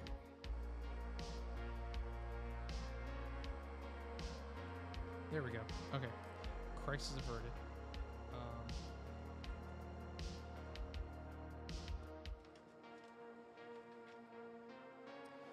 Okay. So then I can just set over there. Then this piece goes here. And then we just attach another one of these. Also, Tamer's just posted to Twitter that he's got a side channel that he'll link soon.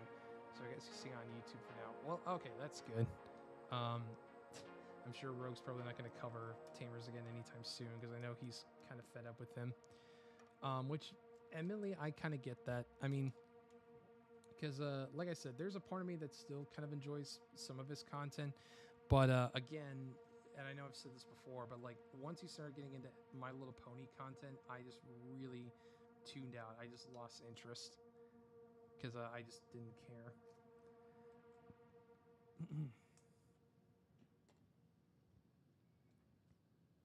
Okay, so let's see here. That. Okay, so. Sorry, I'm trying to figure out how this attaches on.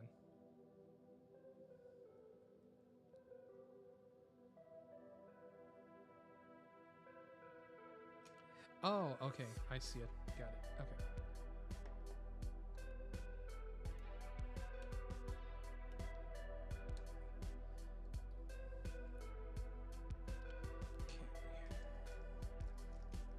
Hopefully I won't have to deal with too many of these little pieces for a while.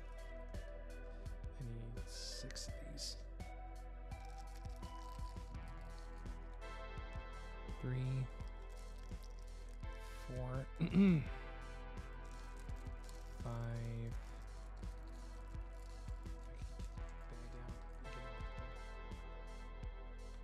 Okay, 1, 2, 3, 4, 5, 6.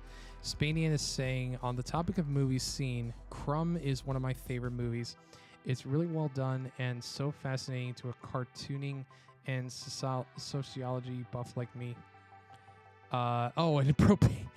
Well, I didn't expect to see you in here. Pro is in the chat saying, talk more, you idiot. I am talking more. What the hell are you... I don't know. Welcome, everybody. Say hi in chat to Pro. How are you doing? How are you doing, Pookie?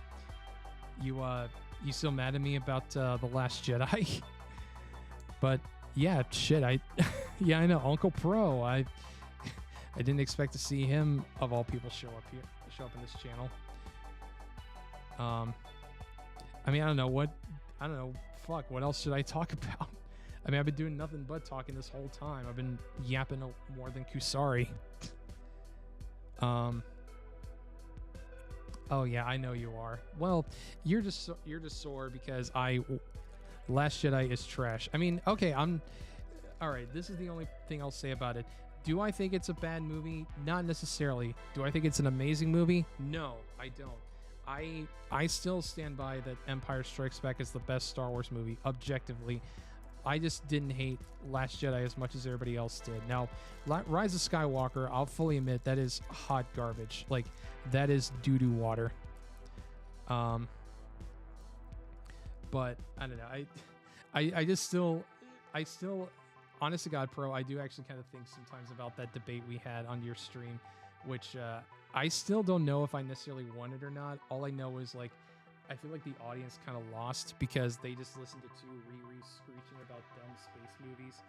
But I just love when I was mentioning Rian Johnson because you drive me wild. I think about you while I'm in the... Okay, I did not need to know about that. Thank you, Pro. But no, when I was mentioning Rian Johnson, how I think he's not a bad director, I mentioned like that I enjoyed Looper and Knives Out, and you just screeched, and I'm like, what was that? What was that? And he's like, oh, no, nothing. Keep going. And I'm like, no. You screamed when I mentioned his other movies, and you were like, well, it's because I don't like his other movies. I think they're garbage too.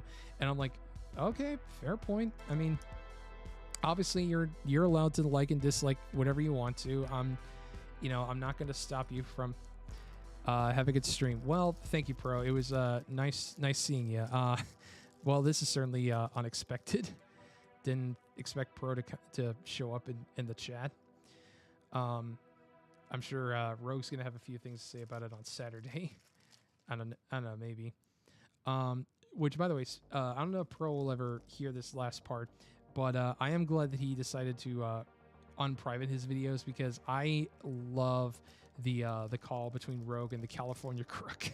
Like, that is a video I would rewatch like constantly. I thought it was so funny. just hearing the back and forth that Rogue had with the California Crook, and like the Crook constantly calling him the N-word.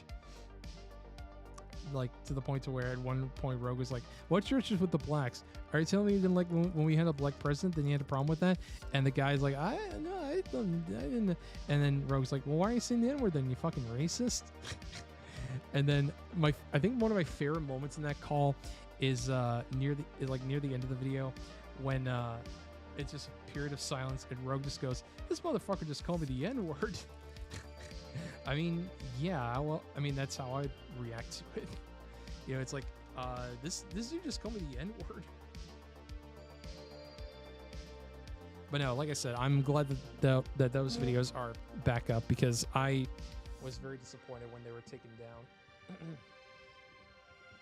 Okay. And look at that. After Pro leaves, my view... Oh, god damn it. Boom mic arm, the mic arm is dropping. Ah. Okay, so now I gotta connect this big bastard on. So let's see here. I wasn't around for those days, but watching those karaoke streams were gold. Have you seen Crumb? No, I have not actually. But I'm definitely open to any recommendations that people have, because like how I always encourage people to check out, you know, certain movies that I discuss. I'm open to any suggestions from other people of movies I should give a watch. Yeah, the karaoke streams were great. Just hearing Pro like drunkenly ramble like through songs, like, because I don't know if anybody here remembers, but I was actually on one of his like streams way back when it was just like the normal Propane Key streams. I remember we were watching like videos about like gamer rage videos, and I think that might have been where Double Down Bitch came from, because one of the videos we looked at was of the kid like who was addicted to gaming that was featured on Dr. Phil, who was screaming out "Double Down, bitch." I mean, I could be wrong, but I'm pretty sure that's where it came from. But there was that, and also I remember I can't remember which stream it was, but there was one where he looked at a random video where a guy just screamed out, "I could piss in a cup, can you?" Anyway, real quick, I'm gonna.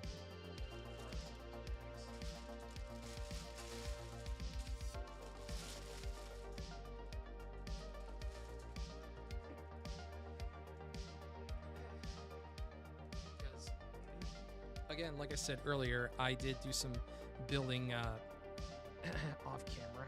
So I built the other part of this. So this will go, again, right here. So let me clip this on, if I can get it. There we go. And then this connects to here. If I can get it lined up.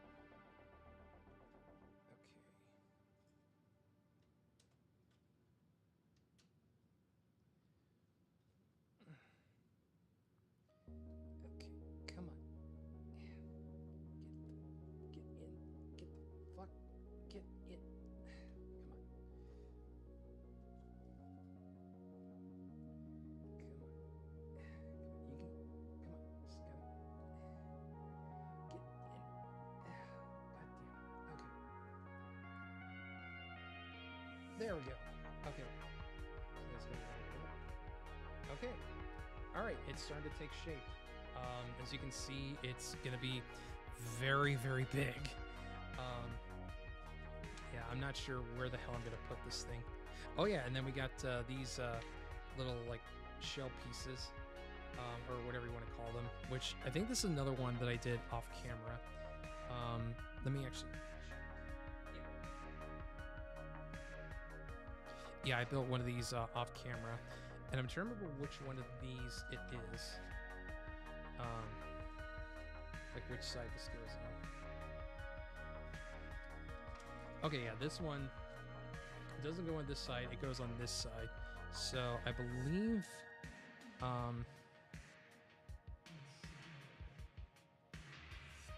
wait, okay, it goes right.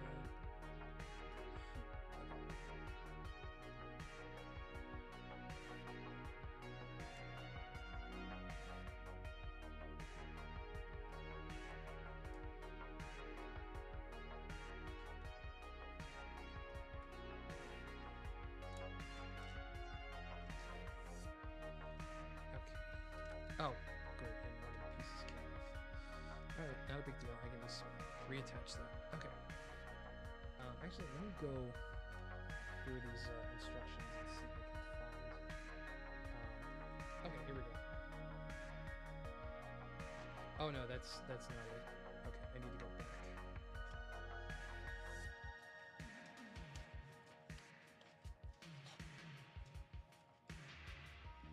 Okay.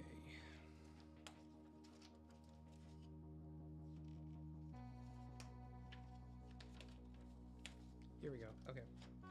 All right. So let me try this again. Okay. So this. Okay. There. That's where it is.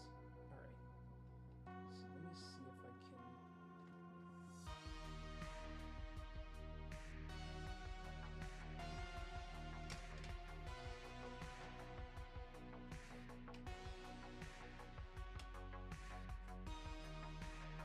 Okay.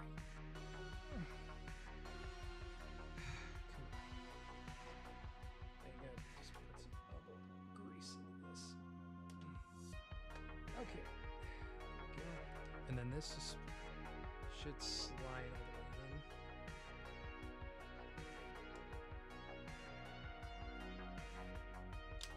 God damn it. Okay.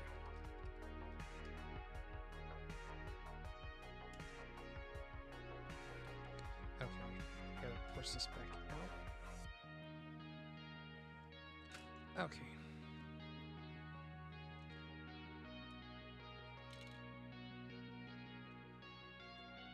Okay.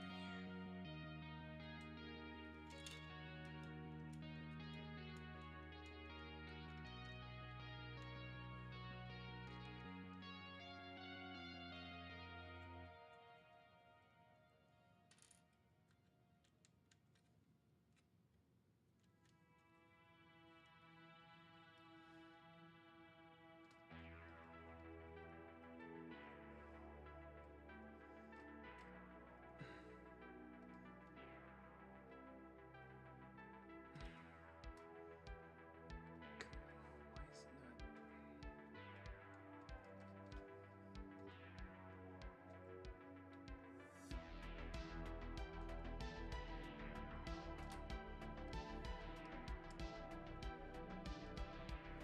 Yeah, let me actually move this. Oh, God damn it.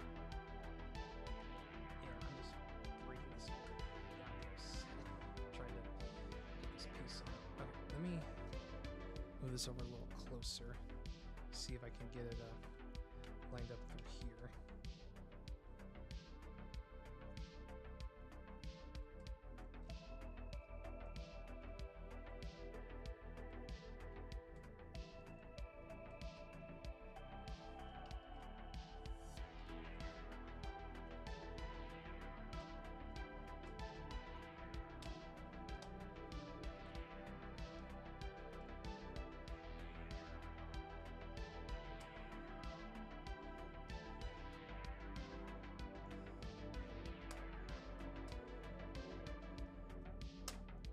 Okay, there we go.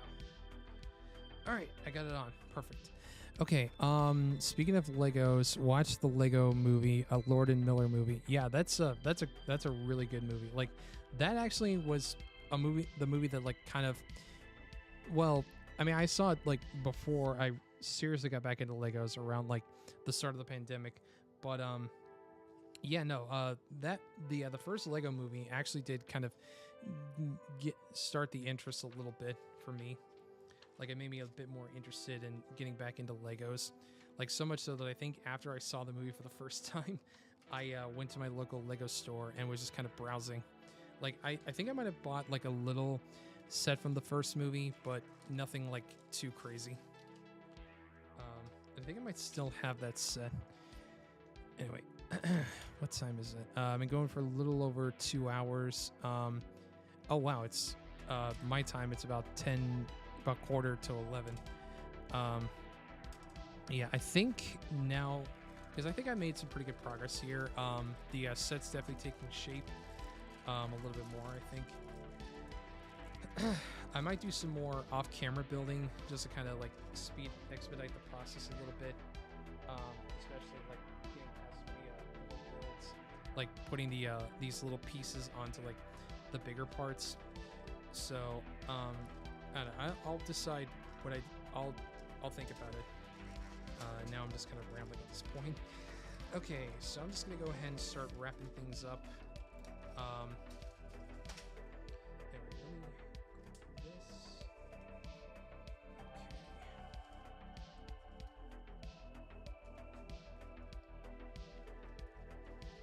Okay. Okay. Yeah, I'm just gonna close this booklet up. Well, it's not really a booklet. It's more like a goddamn coffee table, just the size of this thing. Okay, so.